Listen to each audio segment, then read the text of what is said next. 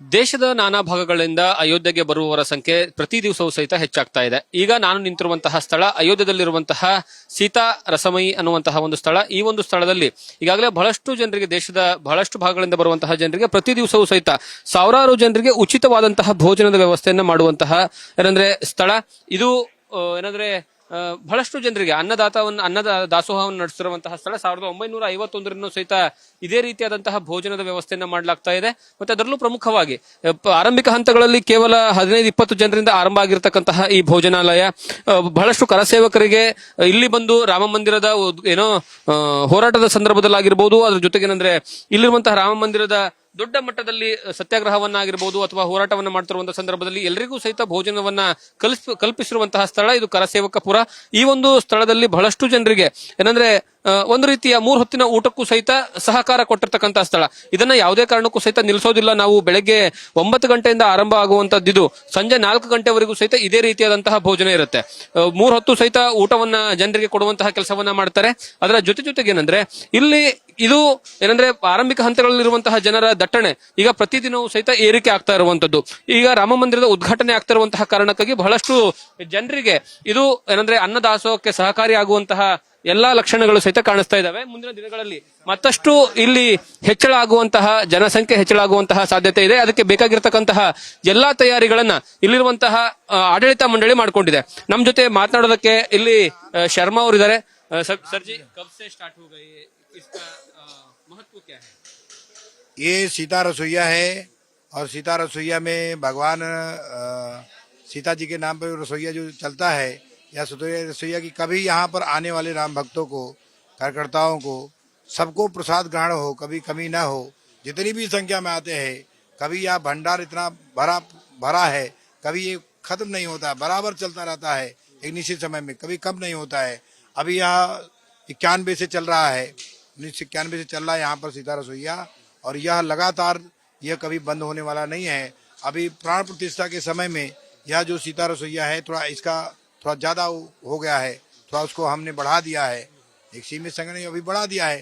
यहाँ पर लगभग 2000 लोगों का जो है यहाँ पर लगातार भोजन अभी चलने वाला। अगर बड़ी संख्या अगर यहाँ पर 5000 भी हो जाएगा तो भी उसकी जो है कोई चिंता नहीं, होता रहेगा। अब 22 तारीख का पूजा है ना, प्राण प्रतिष्ठापन है, वो टाइम पे कितना लोग आने का आप लोग सोच रहे कि यहाँ पर जो प्राण प्रतिष्ठा जो लोग यहाँ पर आने वाले हैं, वह पूरे अयोध्या में तो बहुत सारे लोग आने वाले हैं, लेकिन यहाँ पर जो आने वाले हैं तो यहाँ पर भी जो है 4-5 हजार की संख्या में लोग यहाँ पर रहेंगे और भोजन।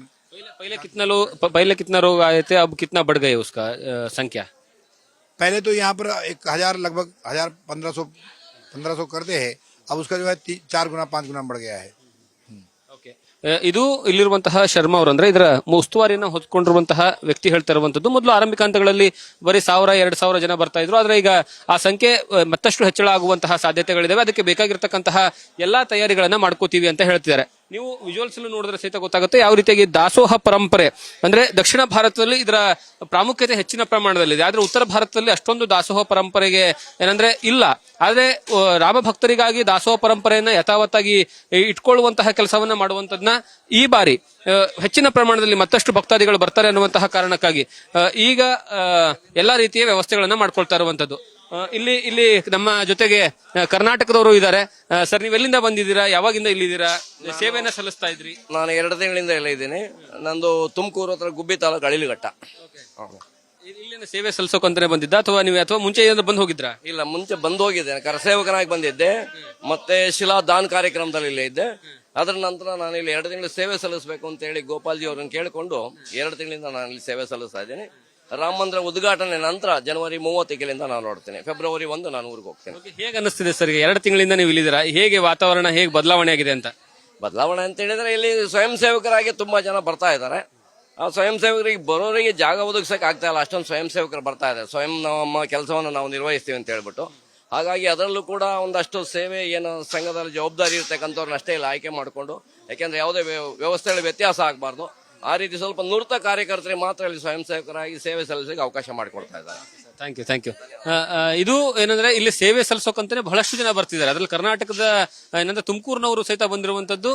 ಅದರ ಜೊತೆಗೆ ಬಹಳಷ್ಟು ಜನ ಇದೇ ರೀತಿಯಾದಂತಹ ಸೇವೆಯನ್ನು ಸಲ್ಲಿಸೋದಕ್ಕೆ ಬರ್ತಾ ಇರುವಂತದ್ದು. ಇದೇ ರೀತಿಯಾದಂತಹ ಮಾಹಿತಿ, ಅಯೋಧ್ಯೆಯ ಸಂಪೂರ್ಣ ಚಿತ್ರಣವನ್ನ ಕರ್ನಾಟಕದ ಜನರಿಗೆ ನ್ಯೂಸ್ ಫಸ್ಟ್ ಎಲ್ಲಾ ರೀತಿಯ ಮಾಹಿತಿಯನ್ನು ಕೊಡುವಂತಹ ಕೆಲಸವನ್ನ ಮಾಡ್ತಾ ಇರುತ್ತೆ. ಕ್ಯಾಮರಾ ಪರ್ಸನ್ ರಘು ಜೊತೆಗೆ Jagadish Kashempur, news first Ayodhya. News first ನಿರ್ಭೀತಿಯಿಂದ ನಿಮ್ಮ ಪರವಾಗಿ.